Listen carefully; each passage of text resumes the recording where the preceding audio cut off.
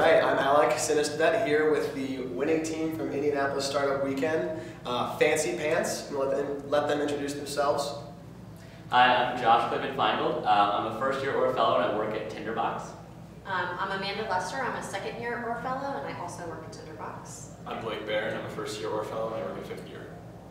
Awesome. So we have 3 of the winning team of 8. Is that right? Correct. Okay, cool. So that's a big team for Startup Weekend. We want to hear about kind of what the team brought to the table and kind of what made you so successful this weekend. Yeah, so Fancy Pants started with this idea that, well, this problem that we all really hate shopping for jeans. It's a painful process. The result is not always favorable. And ultimately, it's that pain that led us to work towards the solution, which is sort of a recommendation engine that's going to help you find the right fit. As far as what made us successful this weekend, a lot of it had to do with, as much as we did have a large team, I think we were able to leverage that and make it more of an asset than a liability. So having such a diverse group who could, some people could focus on UI, some people could focus on the market, some on the product, we were really able to differentiate and attack it in a lot of ways at once. Yeah, so tell me a little bit about maybe one of the kind of the key assets you had going into this, kind of one thing that you can take away that you're definitely going to try and do and bring back to your day jobs. Maybe some of the challenges that you encountered through this one. I'll speak to that a little bit. I think from the get-go, we should have designated a project manager to help us figure out, make sure that everyone's executing on the tasks and making sure that everything's going to get done.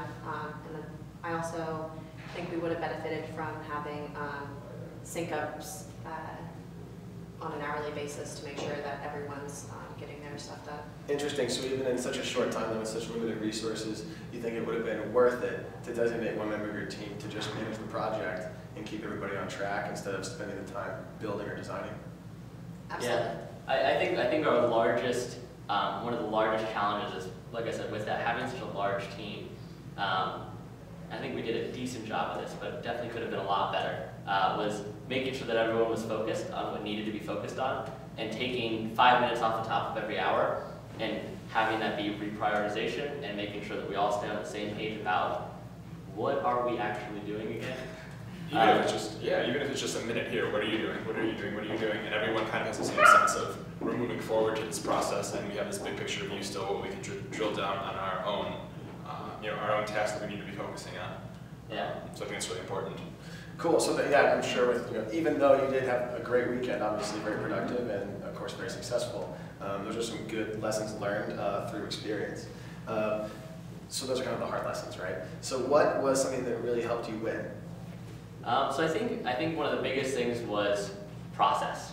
And I know it sounds dry, but the idea that we sat down and, even after I got up and sort of pitched this fanciful idea that I just spewed out in front of a bunch of people, stepping back and taking time to really understand what is this problem and who has it. And every time we came back, we ran up against the wall throughout the project. People would say, oh, so wait, what are we doing? Who is this for? It's like, all right, let's go back. What problem are we solving? And I got to be a broken record throughout the entire weekend saying, what problem are we solving? And that was our guiding light throughout this whole process. So what was the problem you were solving? We hate shopping for jeans. And specifically about that is we can't find jeans that fit. So it's that we can't find jeans that fit. That was what we kept hearing over and over again in our market validation. Okay, so speaking of market validation, can you talk a little bit about that process? I know that there are some obviously competitors out there. What did you do to kind of prove your idea in such a limited time frame?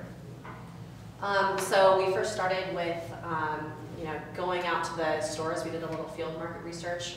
We met with sales associates from Nordstrom and Macy's and Kohl's.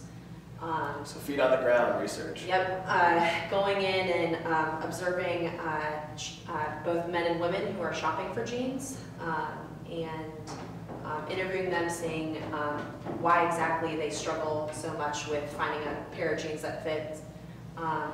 We also we were lucky enough and fortunate enough to reach out to industry experts in the retail industry. So we interviewed 4 separate VPs and directors of marketing for some big brand e-commerce websites and retail stores. So what did you learn from the field, like the feet on the street research of watching the men and women shopping for jeans in the stores versus what the industry experts who have already done the feet on the street observations? How can you compare that knowledge? One of the most interesting things we found was that women tend to try on 15 pairs of jeans before they actually find one that they like. That's the right style and fit. And even then, I personally tried on, I went into Nordstrom's and went in as a consumer looking for a pair of pants, and I tried on 15 and I ended up walking out of the store without any. And we didn't find out Blake ended up looking up, stats, and the average number of jeans that women try on are 15, and wow. I just so happened to try on 15 pairs of jeans when he I asked. think looking at sort of the boots on the ground and sort of the high-level conversations we had, I guess part of the boots on the ground was we can only talk to people we know and so many people throughout a day, but if we can go talk to sales reps who see hundreds if not thousands of clients and have this larger sample just because of what they do, they're essentially experts in this situation, we're able to tap that information and being able to hear from them like the experience that they have with their customers. And these are Nordstrom sales associates. They are professionals. They're very good at what they do, and they still see this problem, and they have this problem themselves. So I think from the boots on the ground, it was really a really close connection, and they really feel that pain in a way that people who are high up in the marketing cloud don't really feel. So being able to talk to them and understand at that deep level, here's this pain, and here's how real it is, was helpful from a market validation standpoint. And then from a higher level, one of the big values of this app is all the data that can be generated from it. And so being able to talk to marketing VPs and people in industry to say, hey, the industry actually could use something like this, and we would be interested to see what this turns into.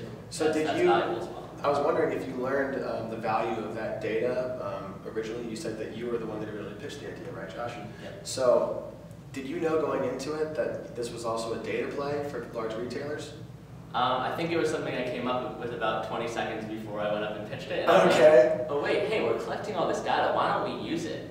And to just sort of, I didn't really have a plan for how. That sort of came later with Al and my team, but it was just like, yeah, a light bulb went off.